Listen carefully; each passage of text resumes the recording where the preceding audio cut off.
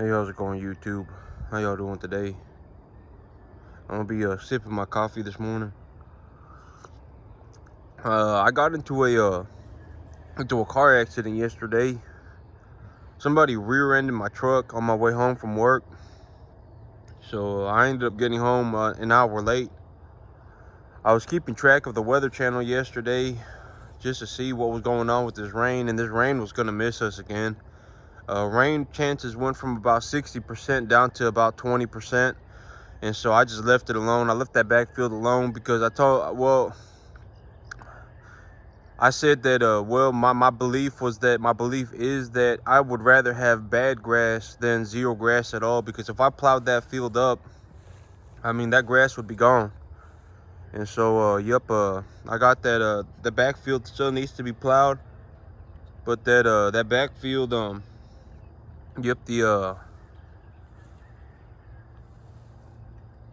the rain missed us yesterday. So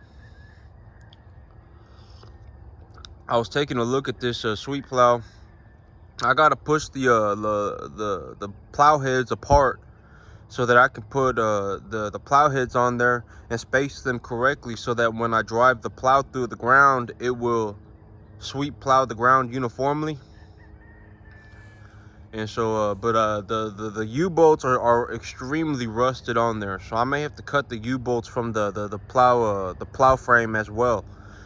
And so, but I got about 6 days is what it looks like before my potential next rain event. So that gives me enough time to work on that plow and get everything ready.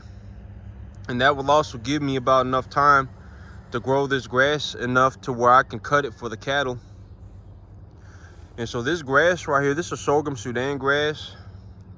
And this sorghum Sudan grass, I got about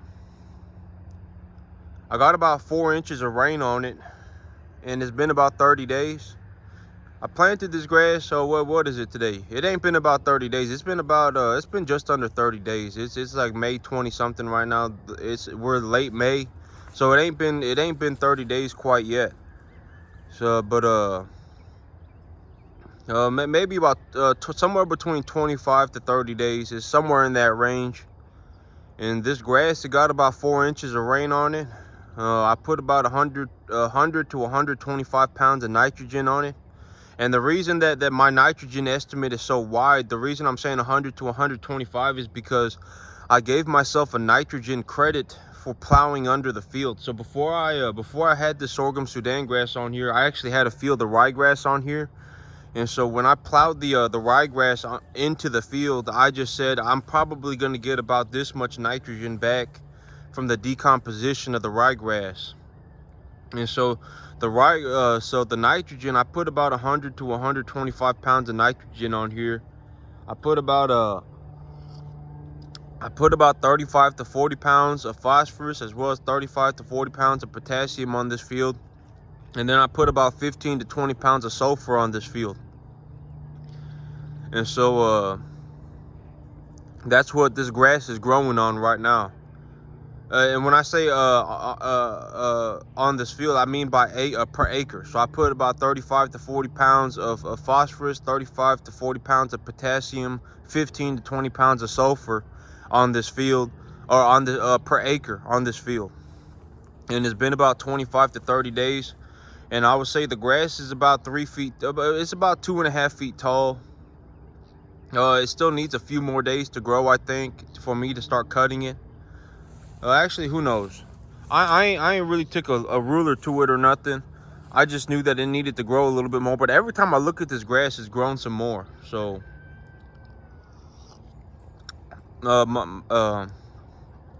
may start cutting it down here pretty soon to start feeding it to the cattle. But my big reason for not I'm trying to save this forage for when I need to plow up that back field. That's my big plan with this forage. Is I'm looking to feed this forage, so I have to plow that back field, and when I plow that back field, that's when I want to be feeding this forage, so that I don't have to go buy any hay. I don't have to go buy any super expensive feed. And Yep. So I've just been leaving it alone, but I'm actually, now that I take a look at it today, it's just about ready to start cutting if I felt like it. And so yep. But yeah, I'll have to see. I'll have to see. The rain. We're supposed to get rain in about 6 days, and so the rain is still pretty far away. But when I first planted this sorghum Sudan grass, I planted the sorghum Sudan grass into a field that had been saturated with water. So my groundwater was very good. My soil saturation, my water saturation levels in my soil were very good, and I also got about 4 inches of rain on it. And so I had a real wet field, and then I drilled the seed into a field that had a lot of water in it, and then I got about 4 inches of rain on it. And so when I look at the situation right now, when I look into planning for the future, I need to anticipate that I need about 4 to 5 inches. Maybe I could get away with 3. If my groundwater, if the saturation of my soil is very good, if my soil is very wet, maybe I could get away with 3 inches of water if they're spaced out correctly. But for me to get one flush of grass like this, if I'm looking to get one flush of sorghum Sudan grass, and I would anticipate that pearl millet probably grows like this too. It's probably going to grow something like this too. And so if I'm looking to, I guess, just anticipate the future, if I'm looking to plan for the future, I would say that I need to have 3 to 5 inches of water depending on the soil saturation levels. I would need about 3 to 5 inches of water, and I would actually reduce my nitrogen a little bit. If it's going to be a dry, I would reduce my nitrogen just a little bit to about 90 to 100 pounds per acre is what I would drop it to, and then I would increase my phosphorus and my sulfur. So I would take my phosphorus and my sulfur from about 35, 40. I would actually increase my potassium as well. My phosphorus, my potassium, I would increase that from 35, 40 to about 50, and then I would increase my sulfur from about 15, 20 to about 25, 30. And so if I was going to do this all over again, just from the data that I've collected as of right now, that is how I would plant the field. And this field, well, I mean, it's growing in just fine. I just, you know, but it's growing in good enough, right? Like the slight improvements that I'm looking to make on this field aren't going to be make me or break me improvements. They're going to be improvements, and the grass will grow better. But I mean, this in all intensive purposes, this is just fine. I didn't anticipate. Well, when I was growing this field, okay, so when I was initially growing this field, one of the big problems that I made, or one of the big mistakes, excuse me, that I made, was that when I planted this field, like I was gonna grow ryegrass for cattle forage, like I was gonna let cattle walk around on it to eat it. And so, but I should have been growing this. I should have planted this crop like I was gonna grow hay for the cattle. And because I know I've said this before, but I'm gonna say it again just to recap the last month on what I did with this grass. But okay, so early stage growth grass, like if I planted ryegrass, right, or if I even planted sorghum Sudan grass, if the grass is at an early stage of development, the nutrient, the digestibility, what do they call it? The feed value of the grass is immensely high. There's a lot of protein on it. There's a lot of protein in it. It's very digestible, and there's a lot of problems with it in terms of feeding, in terms of free forage for the cattle. So if I let the cattle walk around on a field of just early stage growth grass, the cattle are going to have a lot of problems on it, particularly bloat, and then they're going to start scouring.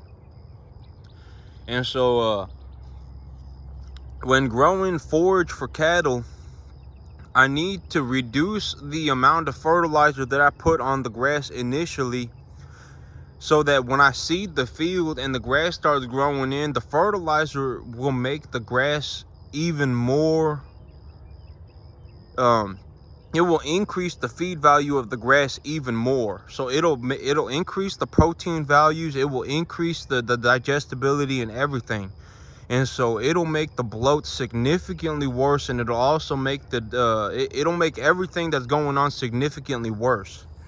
And so when growing forage for cattle, in terms of them grazing it, I need to keep a very good eye. So the parameters for success when growing forage for cattle, in terms of free grazing it, letting them walk around and eat it, are different than the parameters for success when I grow grass for hay. It's because when I grow grass for hay, I don't have to worry about the cattle walking around and eating it. I can cut the grass at the proper stage of development so that I know that the protein concentration is at a certain level, as well as the digestibility. And the more the grass grows, the more biomass that it puts on, the less protein it generally has, as well as the less digestible it becomes. Ultimately, until it goes to seed, and then it essentially just becomes a roughage product. And so when I first started growing this grass, I grew this grass with the data that I had collected when I was growing ryegrass as forage for these cattle. And so I actually ended up going over this field again with a hand spreader, and putting extra fertilizer on the field via a hand spreader. And so that actually got me that's actually what made this crop do significantly better. So me messing up on the fertilizer, I didn't actually mess up on it, just because I actually went over this again with a hand spreader, and so that corrected the problem. But this grass, yep, I would say in the future, I would say increase this sorghum Sudangrass. It takes up a lot of phosphorus, and it takes up a lot of sulfur. And so what I found with grass, like when I grew my ryegrass in the back, and just from the data that I've collected, is that if I put nitrogen on a field, the metabolic activity of the plant will increase. That's just a fancy way of saying the plant's going to grow faster. And hey Jack, come here, man. Hey Jack, come here. I actually realized that hey, come here, man, come here. That when the dogs go into the field and they squish the grass, this grass, it'll break over. And the thing I found about this grass, and also one of the reasons why I don't want the cattle walking around on it, is because if they squish the grass like this, and if they walk over the field and they squish the grass, this is one thing that I found: the grass will mat on top of the field. Like the grass, it'll just fall over, and it'll mat on the field, and it won't stand itself back up because it's too crowded, and so it can't stand itself back up, and it'll just rot, and that portion of the field will die. And so that's also why I think that it's not a good idea to have cattle walk around on sorghum Sudangrass, because if they walk around on the sorghum Sudangrass and they push the grass down, it'll kill the grass permanently. You'll have big patches of dead grass all over the hayfield. And that's one thing I realized when my dogs go running through this field, is that they kill entire patches of this hayfield. Like when they push the grass down, the grass, it doesn't stand itself back up because it can't. You see how it's practically stuck like that forever now, because it's not going to be able to push itself back up because there's too much grass around it, and it's just going to rot like that, and then it'll be big patches of dead grass everywhere. But yep, this sorghum Sudangrass, it ain't a good grass to, I don't think it ain't a good grass to have animals walk around on.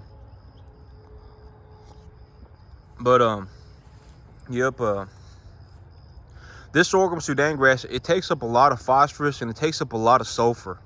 And if I increase the metabolic activity on this plant by putting just nitrogen on it, it'll actually reach a point where the phosphorus deficiency and the sulfur deficiency or the sulfur deficiency becomes so severe that even the application of nitrogen will still not allow the plant will still hit a point of development where it terminates its growth. It'll stop growing because it's so severely deficient on phosphorus as well as sulfur. And so it's very important to put that phosphorus and that sulfur on the sorghum Sudangrass. But when I look at the situation as of right now, how I'm about to be entering June, and in July I may not even get any rain. Who knows? Last year we did get rain in June, but I'm pretty sure that the drought started halfway through June and it went all the way through August. And so well, from the data that I've collected as of today, I need about 3 to 5 inches of rain. I would actually say 4 to 5 inches of rain. I've got about 4 inches of rain on this so far, and I can technically cut this, and this grass is still technically growing, but I would like to get 1 more inch of rain on this grass before I cut it. If I just got 1 more inch of rain on this grass, I think it would grow substantially better. But I need about 4 to 5 inches of rain to grow 1 flush of grass. So if I drilled that whole back field with pearl millet, and I've been reading that pearl millet is even more drought hardy than this sorghum Sudangrass. And I mean, look at the sorghum Sudangrass and then look at the ryegrass. I mean, it's a world of difference, right? The sorghum Sudangrass, there's a reason why it's a hot season grass, and that's because it does so much better in the hot weather than a cool season grass does. And so I need about 4 to 5 inches of rain for me to grow 1 flush of grass. And I don't know about I don't know if I'm gonna get 4 inches or 5 inches of rain in June. Okay, I don't know if that's gonna happen. But I mean, I guess I'll just have to go for it, because if I mean it's either, boy, if I get even 3 inches of rain, that pearl millet will grow enough for these cattle to have a field of grass to eat. And I can start chopping this for them too. So I'll just have to see. Yep. But I need some rain, and I don't know if I'm gonna get that much rain. And I'm definitely not gonna get that much rain in July. I wouldn't count on getting that much rain in July. If I got 4 to 5 inches of rain in July, that would be a miracle. And I wouldn't count on it though. But yep, if I was going to plant a field of grass, I would have to anticipate that I could get 4 to 5 inches of rain on it. If I was going to plant a field of sorghum Sudan, potentially even pearl millet. Pearl millet, I haven't grown it yet, so I don't have any data collected on it yet. But if I was going to plant pearl millet, the things that the conditions that I would look for are I would be looking to get 4 to 5 inches of rain during the growing cycle. And I would also put a good bit of, make sure that the soil had a good bit of phosphorus and sulfur in it. Those are the things that I would look for in terms of my personal soil. Every soil is different, so that doesn't mean that everybody should do exactly what I'm doing, because the exact same fertilizer schedule that I put on this field, even if it's accurate and well detailed and precise, somebody else with a different type of soil could do the same exact thing and get completely different results. I mean, somebody else may have a calcium deficiency or whatever, and so it's not the solution for everybody. But that's what I did on this field. All right, but that's it for me today, YouTube. Y'all have a good one.